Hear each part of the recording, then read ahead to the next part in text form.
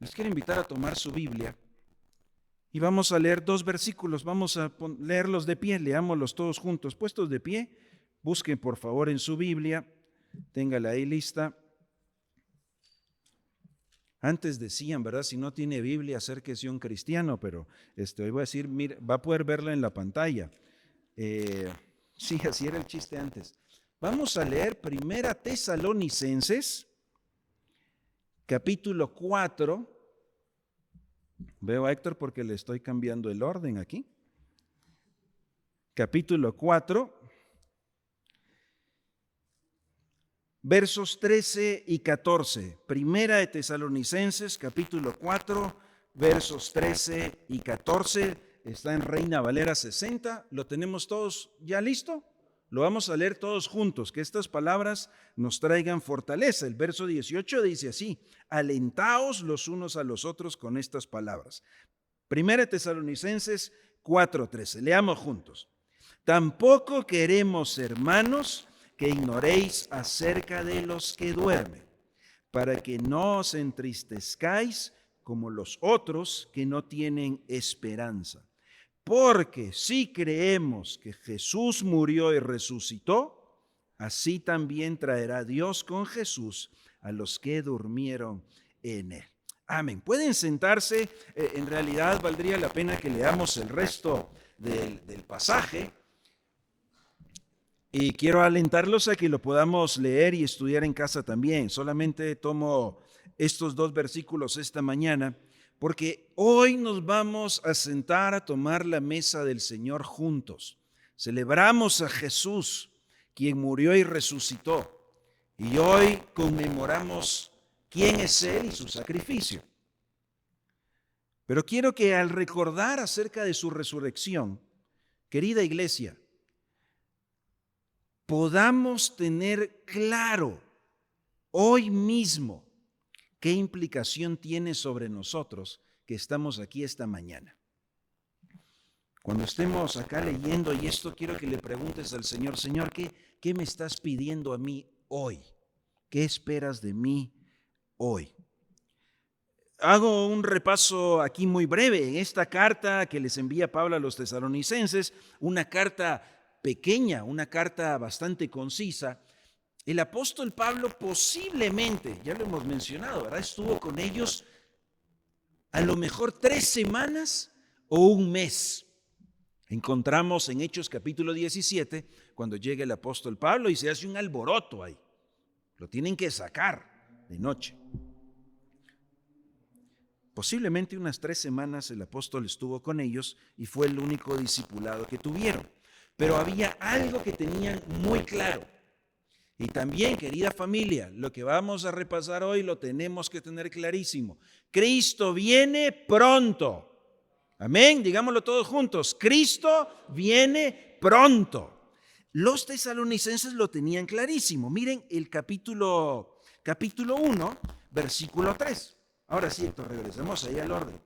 1 Tesalonicenses 1:3, Pablo dice: acordando, o sea, oramos por ustedes y nos acordamos sin cesar delante del Dios y Padre nuestro de la obra de su fe, del trabajo de su amor. Pero miren esto: nos acordamos y damos gracias por su constancia en la esperanza en nuestro Señor Jesucristo. No habían perdido ni bajado la guardia. Sabían que su esperanza estaba en el Señor Jesucristo, quien pronto volvería. Miren el versículo 9 ahora, el mismo capítulo. 1:9. Porque ellos mismos cuentan de nosotros la manera en que nos recibisteis y cómo os convertisteis de los ídolos a Dios para servir al Dios vivo y verdadero. Versículo 10. Y esperar de los cielos a su Hijo, el cual resucitó de los muertos, a Jesús, quien nos libra de la ira venidera. Cristo viene pronto. Los tesalonicenses lo tenían muy claro. Estaban esperando. Su esperanza estaba en esa venida del Cristo resucitado. Ahora, esa es la buena noticia. La buena noticia es que tienen claro, Cristo viene pronto y estamos aquí listos, estamos listos esperando. Pero hay una parte difícil.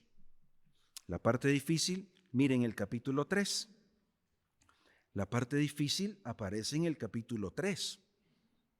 Es un recordatorio, Pablo lo sabe y ellos también. La parte difícil es que padecían persecución. Uno pensaría, si creemos en Cristo, pues ahora todo es bendición, todo es buena noticia, todo es lindo, todo es fácil. Pues no, Jesús mismo lo dijo, ¿verdad? No se sorprendan y no se asusten y que no los tome desprevenidos, porque en este mundo tendréis aflicción. Y no se refiere a la aflicción de quizás una decisión que uno tomó mal, ¿verdad? Y pues eso perjudica. O no se refiere a una aflicción que en realidad todo mundo atraviesa por causa de la maldad, de la violencia. Aún alguien que no conoce al Señor es víctima de la violencia en medio de la que vivimos. Pero por encima de eso, Jesús dijo a sus seguidores, si a mí me persiguieron, si a mí me odian, no se sorprendan que ustedes también. La aflicción tiene que ver con ese sufrimiento porque eres seguidor de Jesús. Sí, si sigues a Jesús, es posible y puede suceder, o mejor dicho, va a suceder, que no siempre te va a ir bien. Si eres fiel a Cristo, te puede ir mal. Por eso Jesús dijo, si alguno quiere venir en pos de mí, piénselo bien, porque se trata de negarse a sí mismo y de tomar la cruz, de estar dispuesto a morir. Así que el camino de la gloria y el camino de la recompensa y de la premiación que Jesús mismo vivió. ¿Recuerdan cuando estudiamos Marcos? Ese camino de ese rey victorioso también es ese camino de ese siervo de Dios que sufrió. Si nuestro Señor recorrió ese camino de sufrimiento y el Padre le llevó a esa gloria, nosotros también. Así que como bien dijo alguien, ¿verdad? El 100% de los cristianos quiere ir con el Señor. Pero como el 20% lee la Biblia nada más, ¿verdad? Como el 25% ora, como el 50%, y así, ¿verdad? Pero ahí bajan las estadísticas de nuestra entrega a Él, baja. Pero queremos que nos bendiga y nos lleve, sube. Capítulo 3, verso 3. Hermanos, que nadie se inquiete por estas tribulaciones, porque ustedes mismos saben que para esto estamos puestos. Porque también nosotros, estando con ustedes, les predecíamos que todos juntos íbamos a pasar tribulaciones, como ha acontecido, y ya saben. La esperanza en Cristo, pero la tribulación aquí, la aflicción. Qué duro, qué difícil. Bueno, es que si Cristo es tu esperanza, vas a poder salir adelante, sea cual sea la prueba, la aflicción o la tribulación. Pero ¿qué pasó con estos hermanos? Lo que sucedió es que ellos, esperando a Cristo, algunos murieron. Es decir, Cristo viene pronto, pero algunos de los hermanos ahí, los cristianos en esa ciudad, justo en esos días, murieron. Ahora recuerden, solo tuvieron 3 semanas de discipulado. Y en esas 3 semanas de discipulado tuvieron clarísimo, Cristo viene pronto por nosotros, lo estamos esperando. Solo que no sabían qué hacer, no sabían qué pensar, porque algunos de los hermanos de esa comunidad de creyentes había fallecido, pero Cristo no ha venido. Es decir, ¿qué pasa? ¿Qué pasa con ellos? Porque lo estamos esperando. ¿Será que ellos entonces se van a perder ese retorno glorioso? No quería ninguno perdérselo. Pero ellos no están. Se preguntaban por ellos. Se preguntaron qué sucede cuando un creyente muere antes que venga el Señor. No sabían eso. Recuerden, tuvieron 3 semanas de discipulado.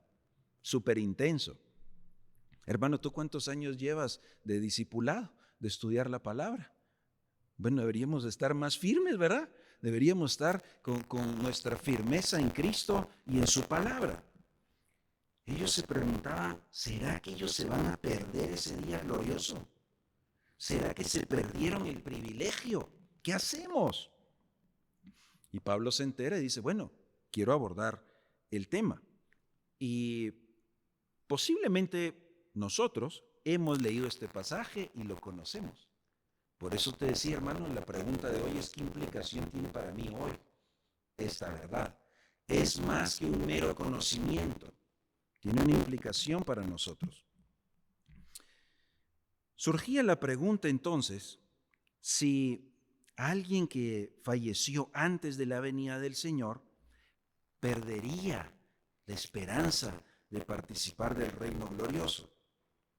Y es más, puede ser que algunos incluso lo tergiversaron más y llegaron a conclusiones equivocadas, como cuáles.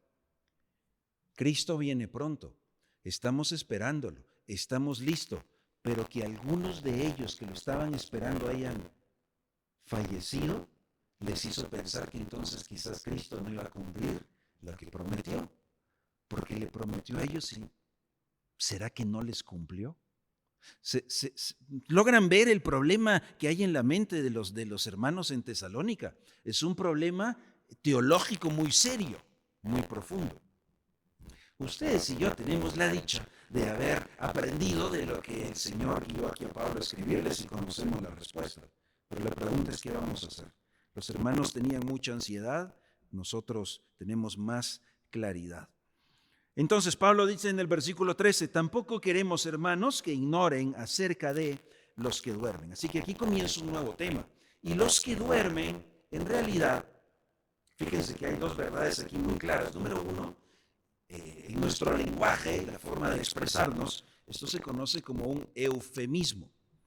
Sí, es una forma más suave, ¿verdad?, de decir quienes han muerto.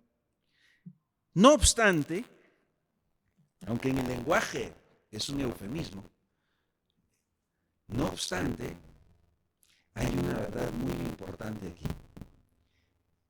Y es que cuando uno duerme, eso es temporal, ¿verdad? Cuando tú duermes, duermes un tiempo.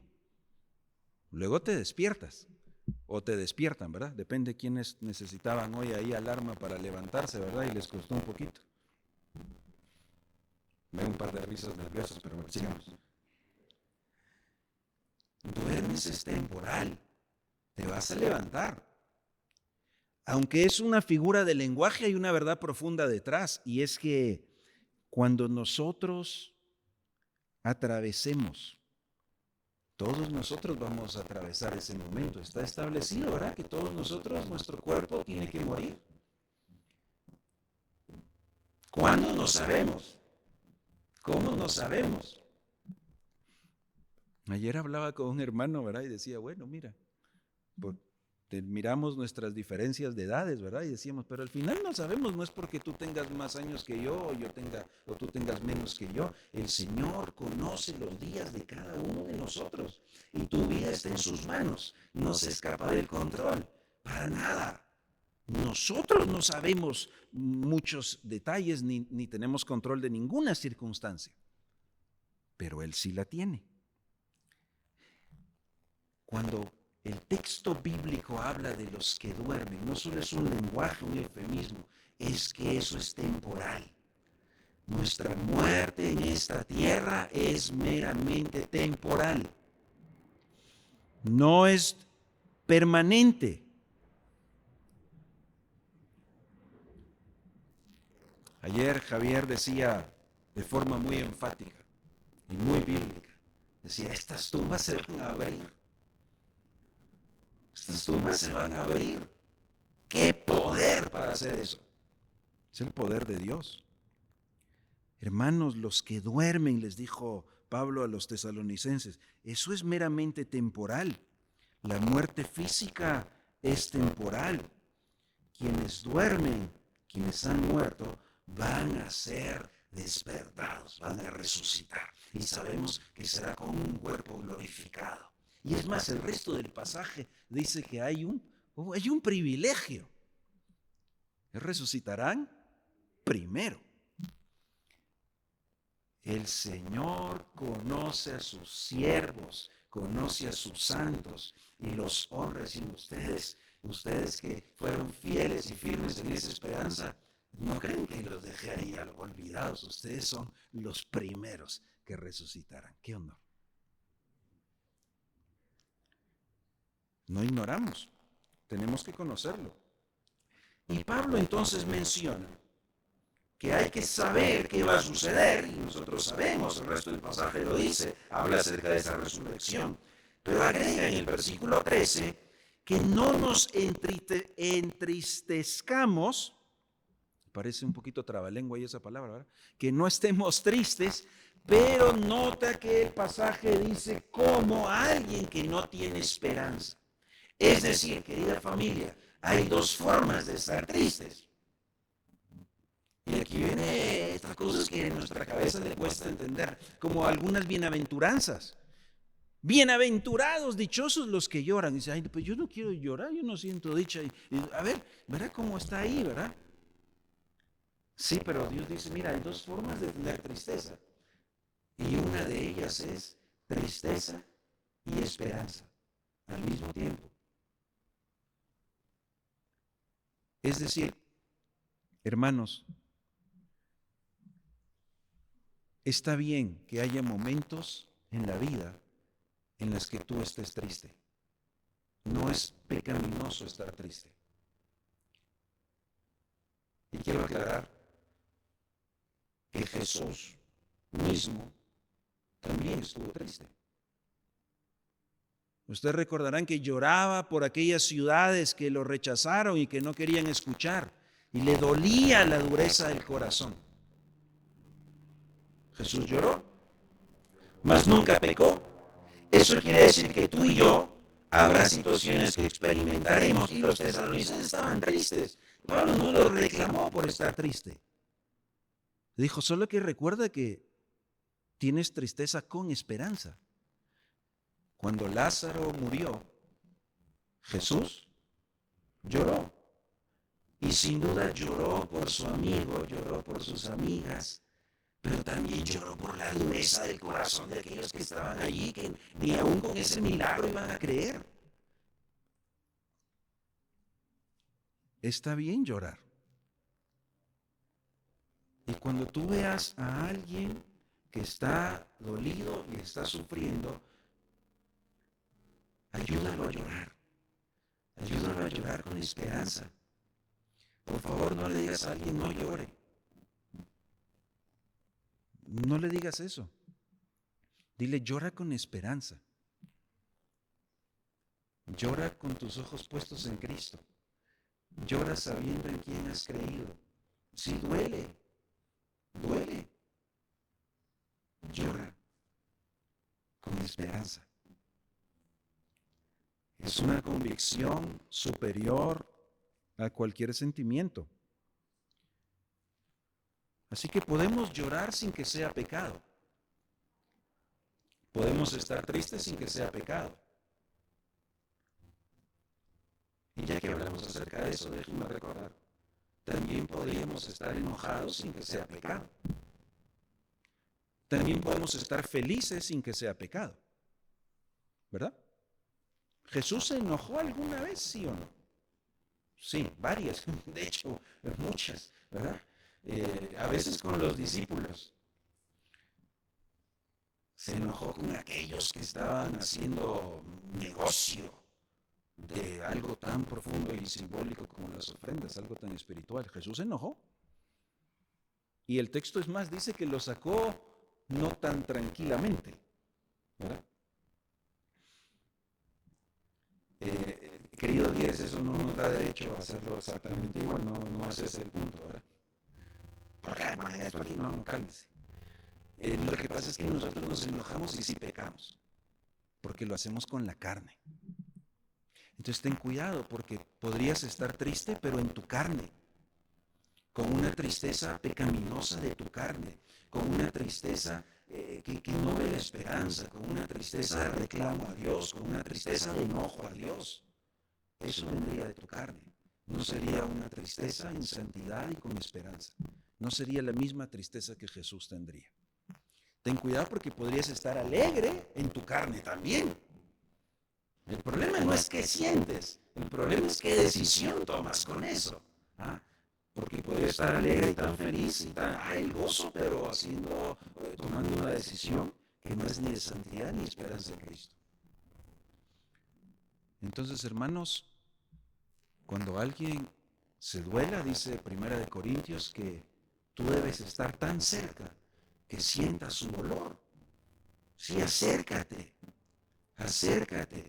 y sé la fortaleza, sé el cuerpo de Cristo para tu hermano o tu hermana. No le digas que no llore o que no sienta o que no haga caso. Yo me recuerdo de alguien, una persona muy querida que, usted se imagina que se topa aquí, usted no ha andado descalzo y se topa así un dedo en una punta de una esquina. Pues esta persona dice, ¡ay, qué bendición! Decía. Yo decía, no veo muy bíblica tu reacción. Y recuerdo hace una vez que vino para una actividad, eso fue hace muchos años, unas cuantas décadas ya, y venía y se notaba que algo le pasó, o sea, se cayó, le pasaron varias cosas de camino acá. Venía en bus y se tropezó, se cayó, le pasó un montón de cosas. Recuerdo cuando entró y, ¿cómo está? ¿Estás bien? Dice, sí, bendecido. Digo, no entiendo tú, porque lo que encuentro en el texto es que es real lo que experimentamos, lo que duele, lo que sufrimos, los accidentes, la aflicción. Así que no tienes por qué negarlo, pero tienes que saber manejarlo. Tráelo a Cristo. Dice, ¿cómo estás? Me duele, me caí, me mordió el perro, me pasó no sé qué más. Necesito ayuda, ora conmigo. Señor, gracias porque a pesar de aquí estás. ¿Sí? Entonces no se trata de decir, no pasó nada, sí pasó.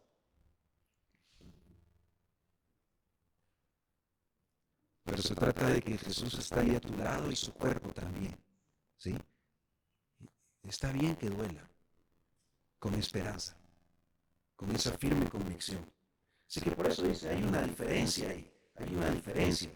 Y entonces, versículo 14, nos explica acerca de dónde está esa seguridad, porque si creemos, es decir, ya que creemos, ¿sí?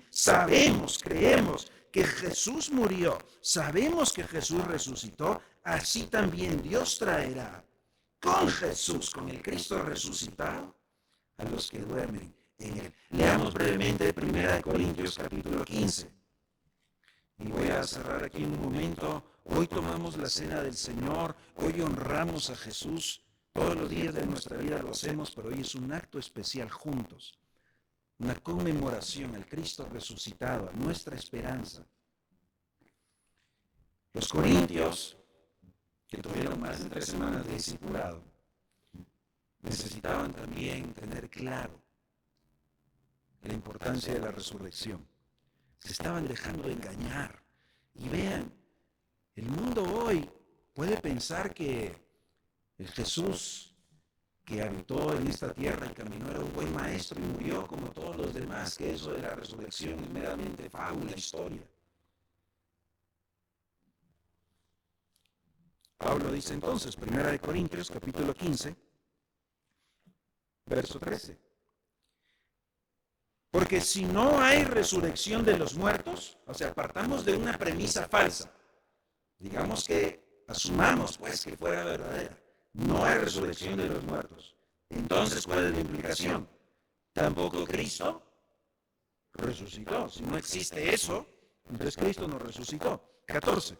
Y si Cristo no resucitó, entonces vacía es nuestra predicación que estamos enseñando. No tiene ningún sentido, no tiene ningún fundamento. Y por lo tanto, vacía o vana también es tu fe. O sea, te estás creyendo algo vacío, vano. Tu fundamento no existe. 15. Y si somos hallados falsos testigos de Dios, o sea, porque estamos predicando algo que no existe, porque hemos testificado de Dios que Él resucitó a Cristo, Pero si no lo resucitó, ¿ves? Es mentira, ¿verdad? No resucitó porque los muertos no resucitan. 16. Porque si los muertos no resucitan, tampoco, vean la repetición, ¿verdad? Para la claridad, tampoco Cristo resucitó. Y si Cristo no resucitó, su fe es vacía.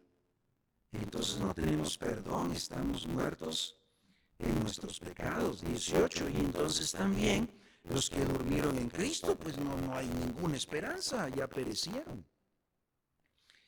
Y por cierto, el verso 19, que lo tienes que leer siempre en toda la conversación, dice: si en esta vida solamente esperamos en Cristo, somos los más dignos de conmiseración de todos los hombres.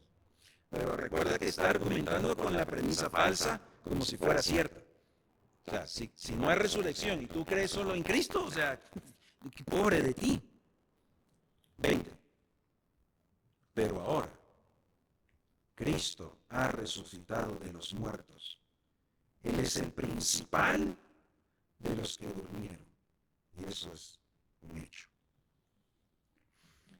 Cristo murió y resucitó. Y entonces nosotros estamos seguros porque Él dijo: yo soy la resurrección y la vida. El que cree en mí, aunque muera, vivirá. ¿Cuál es la implicación para nosotros hoy? Querida iglesia, ¿estás convencido que Cristo se hizo hombre? Es la promesa de Dios, vivió una vida santa, murió por nuestros pecados, fue sepultado, pero resucitó y muchos testigos lo vieron y lo vieron ascender al cielo y pronto volverá. ¿Crees eso? ¿Crees entonces que Él es la resurrección y la vida y que nosotros cuando muramos acá estamos seguros porque en Él seremos resucitados? Amén.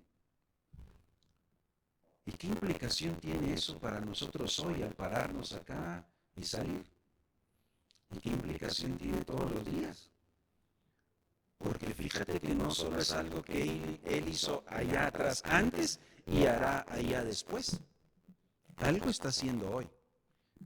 Quiero cerrar con 2 de Corintios, capítulo 5.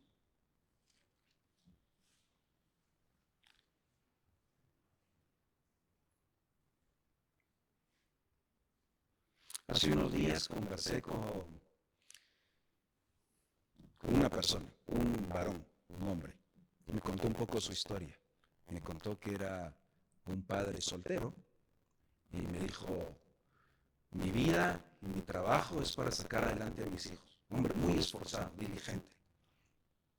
Me dijo: voy a sacar a mis hijos, un varón y una señorita. Y yo me sacrifico y yo ya les he dicho que estudien, que se preparen, que salgan adelante, que no se preocupen por mí. Y me dicen: papá, pero tú, y tú, pues, no importa, ustedes son, mi vida es para sacarlos adelante. Honroso. Le dijo: oye, mira, te quiero regalar este libro de liderazgo para tu hijo. Ahí que lo lea. Quiero invertir en él. Aquí está este libro. Y le pregunté el otro día: ¿le diste el libro a tu hijo? Me dice: sí, lo está leyendo. Ah, qué bueno, le voy a hacer examen. No es cierto. Pero me llamó la atención como él dijo: mi vida es para que ellos salgan adelante, me sacrifico por ellos. Hoy veo en el mundo en el que estamos hay una palabra muy de moda, en la academia también se estudia, pero afuera también está muy de moda hoy ser emprendedor, ¿verdad? Y significa varias cosas en varias mentes, pero para muchos es sacar adelante una idea de negocio. Y normalmente alguien dice: pues voy a ser emprendedor para no tener que trabajar tantas horas, pero no sabe que en realidad le tiene que dedicar muchísimas horas, ¿verdad? Sacar adelante esa empresa, sacar adelante ese negocio de día y de noche. Mi vida es para sacar adelante esto y lograr triunfar económicamente, empresarialmente. Loable, admirable, fantástico. El estudiante académico está próximo a graduarse, dice: yo aquí con todo voy, me sacrifico y me esfuerzo hasta que logre esa meta. Mi vida ahorita no es otra cosa. No voy a estar pensando en nada más que en esa meta. El atleta hace lo mismo, etc. Y el cristiano. Segunda de Corintios 5, versículo 15. Cristo por todos murió, para que los que viven, nosotros, los que viven, ya no vivan para sí mismos. La resurrección de Cristo y la garantía que tienes de esa vida nueva, plena, eterna, la vida que tienes hoy, es para que ya no sea para ti. No vivimos para nosotros, ya no viven para sí, sino viven para aquel que murió y resucitó por ellos.